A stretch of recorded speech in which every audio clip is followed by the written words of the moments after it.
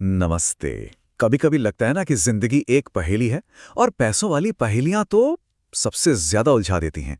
पर सोचिए, अगर हर फाइनेंशियल प्रॉब्लम एक मिस्ट्री की तरह हो, एक जासूसी केस की तरह जिसके सुराग हमारे आसपास ही बिखरे हों, बस उन्हें ढूंढने की देर है। तो चलिए आज हम मिलकर ऐसी ही फाइनेंशियल मिस्ट्री की पड़ताल करते हैं। कभी ऐसा लगा है कि अपना मनी फ्लो बस एक स्पिरिचुअल ट्रैफिक जैम में अटक गया है? मतलब मेहनत पूरी हो रही है, कोशिशें भी 100% हैं, पर गाड़ी है कि आगे ही नहीं बढ़ रही। जैसे कोई अनदेखी रेड लाइट है जो बस ग्रीन होने का नाम ही नहीं ले रही। तो आखिर ये स्पिरिचुअल ट्रैफिक जाम है क्या? चलिए आज इसी का पता लगाते हैं। तो हमारी तहकीकात होती है शुरू, और आज के हमारे केस का नाम है धन बंधन। सुनने में थोड़ा भारी शब्द लगता है ना, पर आसान भाषा में समझें तो ये एक खास किस्म की स्पिरिचुअल रुकावट है जिसका सीधा सीधा मकसद होता है किसी की फाइनेंशियल ग्रोथ को रोक देना। तो ये धन बंधन असल में है क्या? देखिए, ये सिर्फ बैड लक नहीं है जिसे हम कहकर टाल दें, नहीं। ये एक बहुत स्पेसिफिक, एक सोची समझी स्पिरिचुअल ब्लॉकेज है जिसका टारगेट सिर्फ और सिर्फ किसी इंसान का मनी फ्लो होता है। अब भाई कोई भी जासूसी हो बिना सुराग के तो आगे नहीं बढ़ सकती, राइट? तो इस केस में हमारा पहला सुराग हमें कहाँ से मिलेगा? वो मिलेगा ज्योतिष से। एस्ट्रोलॉजी हमें उन पहली उंगलियों के निशानों तक ले जाती है जो हमें प्रॉब्लम की जड़ तक पहुंचा सकते हैं। तो हमारी पड़ताल का जो स्टार्टिंग पॉइंट होता है ना, वो अक्सर होती है प्रश्न कुंडली। जब कोई अपनी फाइनेंशियल प्रॉब्लम लेकर आता है तो उस खास सवाल के आधार पर ये कुंडली बनती है, और यही कुंडली एक मैप की तरह हमें पहली हिंट देती है कि भाई देखना किस तरफ है। और ये हिंट हमें सीधा ले जाती हैं एस्ट्रोलॉजी चार्ट में एक बहुत ही खास जगह पर, नंबर 2, यानी कुंडली का दूसरा घर। जी हां, यही वो जगह है, वो क्राइम सीन है जहां इस पूरी मिस्ट्री की जड़ें छुपी हो सकती हैं। तो सवाल ये है कि ये दूसरा घर इतना इंपॉर्टेंट क्यों है? भाई बात तो पैसों की हो रही थी। ज्योतिष के हिसाब से ये सिर्फ वेल्थ यानी धन का घर नहीं है, ये घर परिवार का भी है, और हमारी वाणी यानी हमारी स्पीच का भी है। और पता है, सबसे बड़ा क्लू यहीं छिपा है। इसका मतलब हुआ कि हमारा पैसा और हमारा परिवार दोनों आध्यात्मिक तौर पर एक ही रस्सी से बंधे हैं। और यही बात पूरे मामले को एकदम क्रिस्टल क्लियर कर देती है। मतलब परिवार से जुड़े मामले और पैसों की दिक्कतें, दोनों का कनेक्शन ज्योतिष में एक ही जगह है। तो सीधी सी बात है, अगर फैमिली लाइन में मतलब वंश में कोई स्पिरिचुअल प्रॉब्लम चली आ रही है तो उसका असर सीधा सीधा जेब पर दिखता है। ठीक है, तो अब हमें ये तो पता चल गया कि प्रॉब्लम कहाँ है, दूसरे घर में। अब अगला स्टेप क्या होगा? अब हमें ये पता लगाना है कि इसके पीछे कौन है, मतलब हमारे सस्पेक्ट्स कौन कौन हैं। तो चलिए एक नजर डालते हैं हमारी सस्पेक्ट लिस्ट पर। तो हमारी लिस्ट में सस्पेक्ट नंबर 1 है पितृदोष। अब ये क्या है?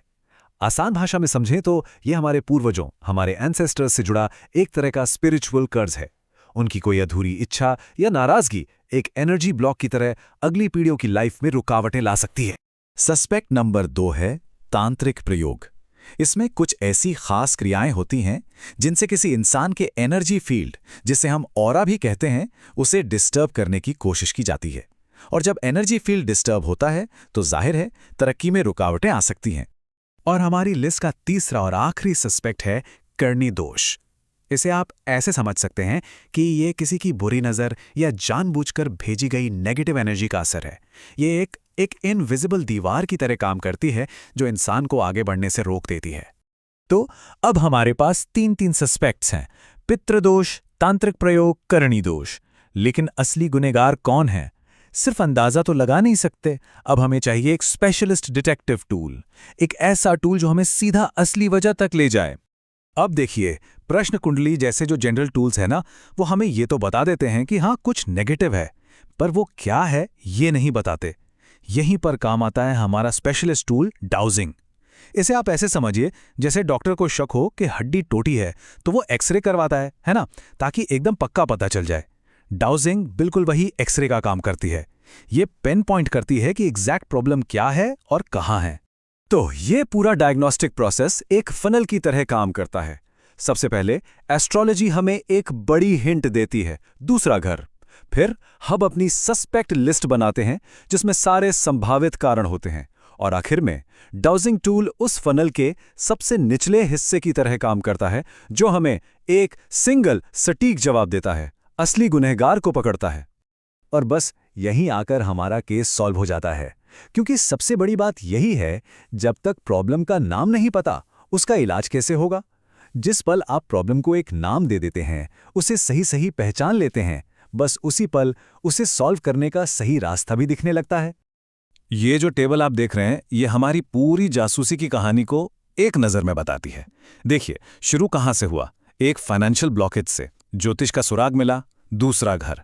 फिर हमने संभावित कारणों की लिस्ट देखी, पितृदोष, करणी दोष वगैरह वगैरह, और आखिर में डाउजिंग से सटीक निदान मिला, धन बंधन कन्फर्म हुआ।